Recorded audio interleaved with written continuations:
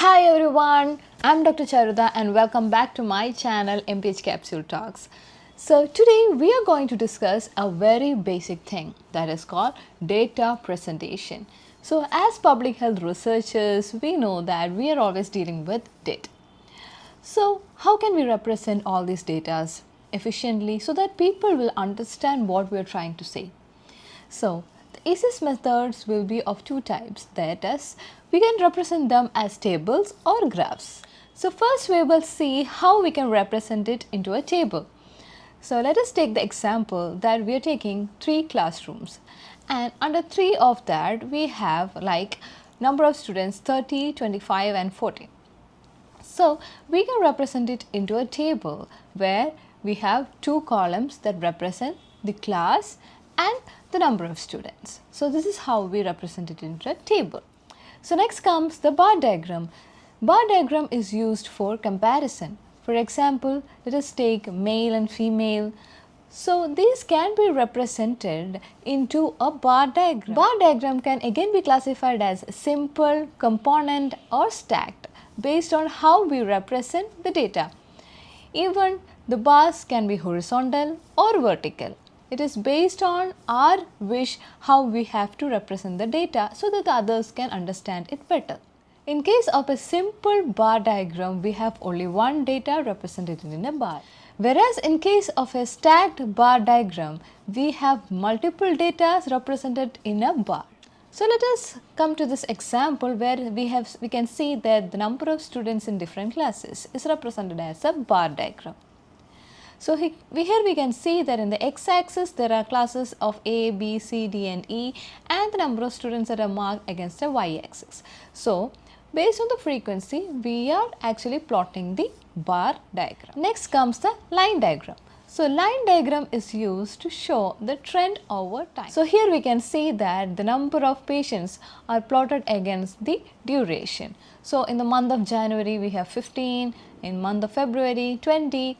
So based on that, we are connecting these numbers with a straight line to form the line graph. So next is the pie chart. Pie chart is something that we can represent a part of a whole or a percentage. So here we can see the number of patients that have visited during a duration of time can be represented by the type in which they have visited.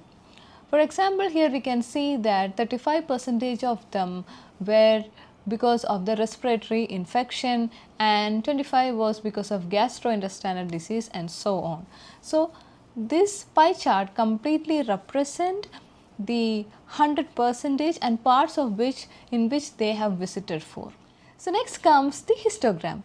So histogram, as you have seen, it seems something similar to that of the bar diagram, but it's not the same.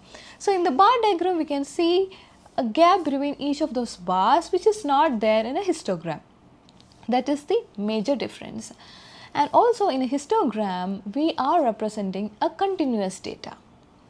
So here we can see the mark obtained by the students and the number of students represented in a histogram. Next is a frequency polygon. So frequency polygon is usually done in interval kind of a data where there is a range. So here we can see in this example that there is a range of age of the population in the x-axis, that is from 15 to 24, 25 to 34 and so on, and the frequency on the y-axis. So here we can see that how do you plot when there is a range given. So we will take the median or the middle point and then we will plot it against the frequency.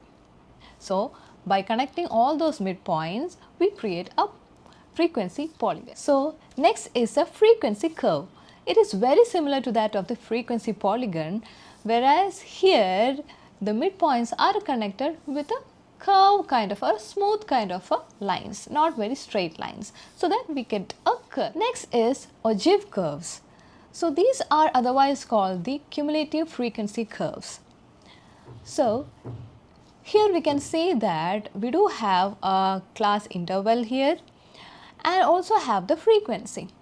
So here we are taking the upper class boundary. For example, we have the class interval 15 to 24. What would be the upper class boundary? It will be something more than 24 and not 25. So, in between that it will be 24.5.